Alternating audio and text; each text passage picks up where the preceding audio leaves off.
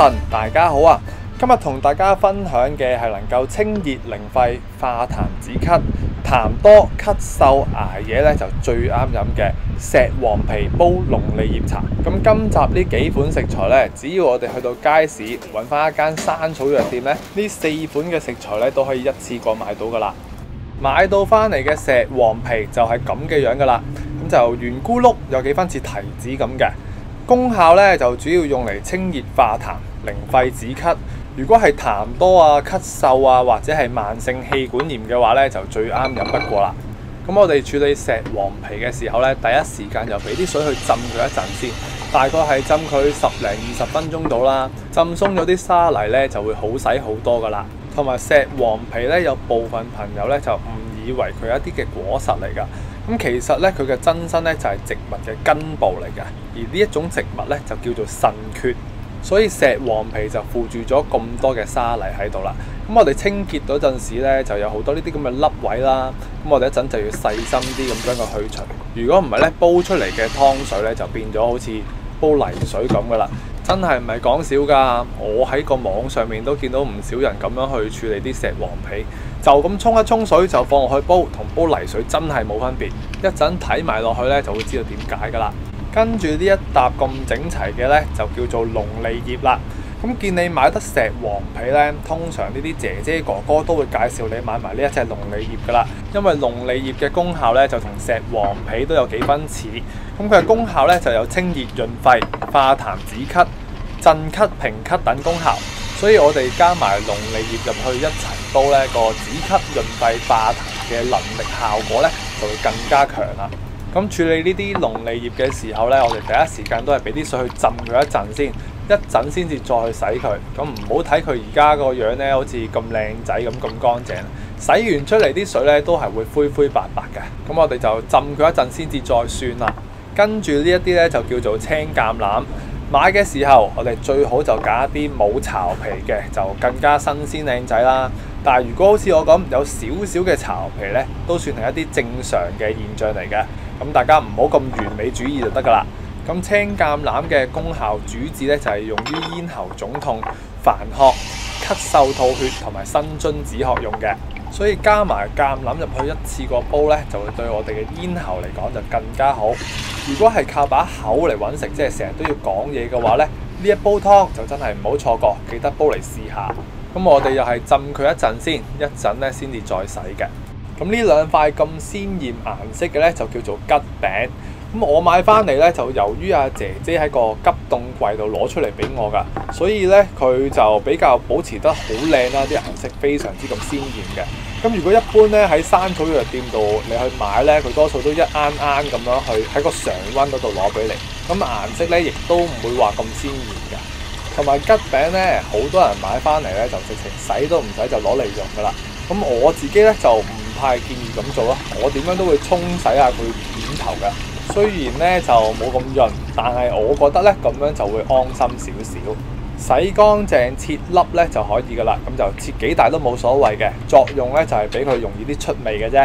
咁桔餅嘅功效咧，亦都係能夠化痰止咳，對咽喉咧亦都係有良好嘅濕潤作用，健脾暖胃，治療胃寒症、食慾不振、幫助消化、肢倦乏力等症狀嘅。同埋我哋加埋桔餅入去煲咧，飲落去嘅時候咧就會更加係清甜，同埋會更加香嘅。望到佢咁靚嘅顏色啊，都會特別想飲。飲落去嘅時候，個喉嚨係非常之咁舒服嘅。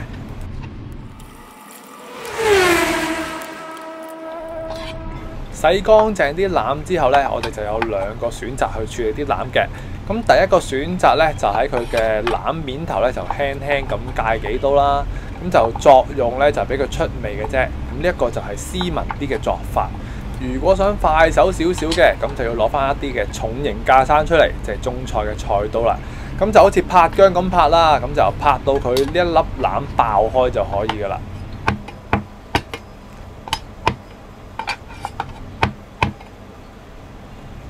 嗱，拍到而家咁就會見到有啲爆開咧，出到啲汁出嚟，同埋咧會聞到啲好香嘅欖味嘅。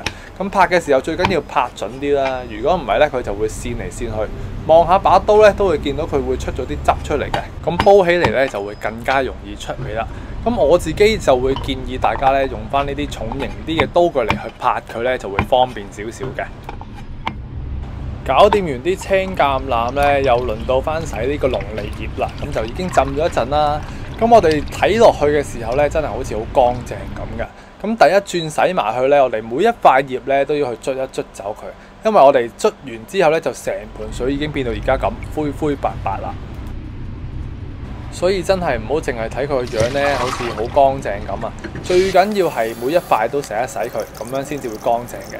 之後咧，我哋過翻大概係2-3次水左右啦，咁又過翻乾淨咧就可以備用噶啦。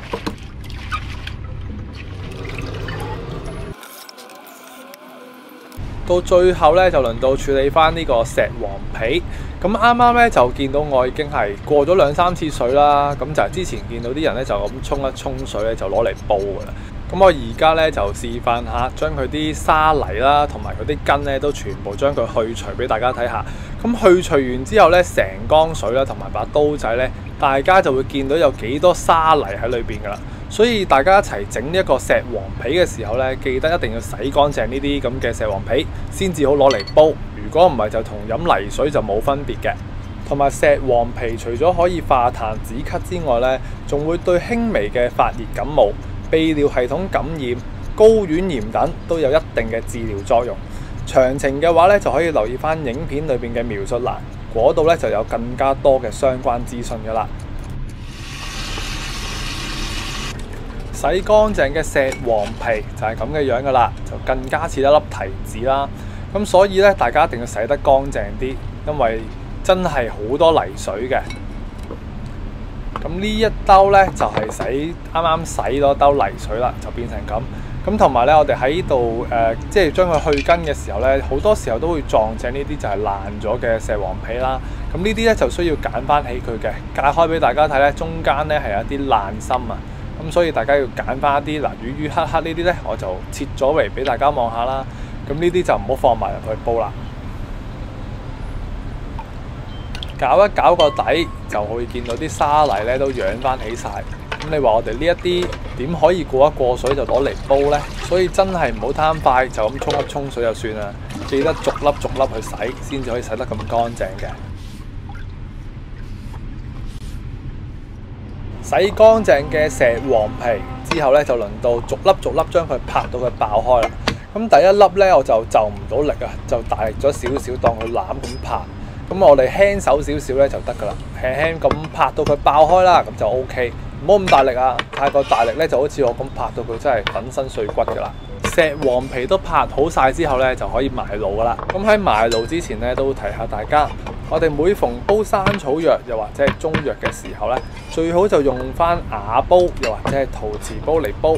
原因咧就係因為如果用金屬嘅煲嚟去煲中藥嘅話咧，隨時就會有機會釋出有毒嘅物質嘅。所以我哋煲親中藥最好就用翻瓦煲同埋陶瓷煲啦。咁但係由於拍攝嘅問題咧，如果用個瓦煲嚟煲嘅話咧，拍攝嘅效果咧就冇咁清楚噶，所以都提多次大家最好煲親中藥都係用翻瓦煲或者係陶瓷煲，咁就最安全啦。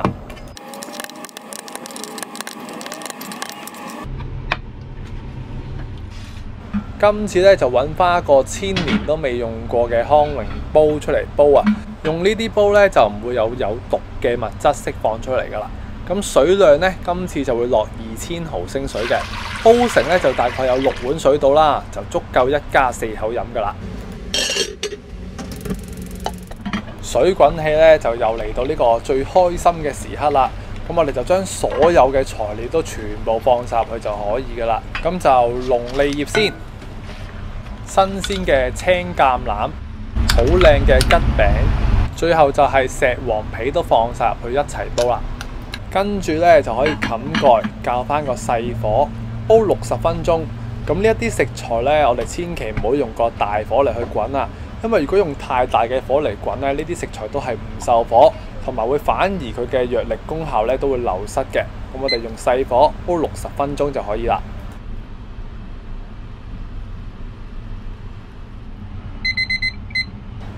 一開蓋咧就會聞到一陣好香嘅桔味，同埋有少少似檸檬葉嘅味道，一啲香葉嘅味道啦。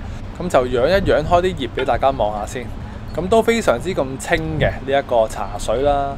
咁就啲桔仔咧都仲係咁鮮豔嘅一啲橙色。最後咧就試一試個味道。咁味道嚟講咧就係甜中帶酸，帶有少少嘅桔香味，同埋飲落去咧喉嚨會特別舒服嘅，咁就啱味噶啦。今集嘅化痰止咳由清熱潤肺嘅石黃皮煲龍脷葉就大功告成啦。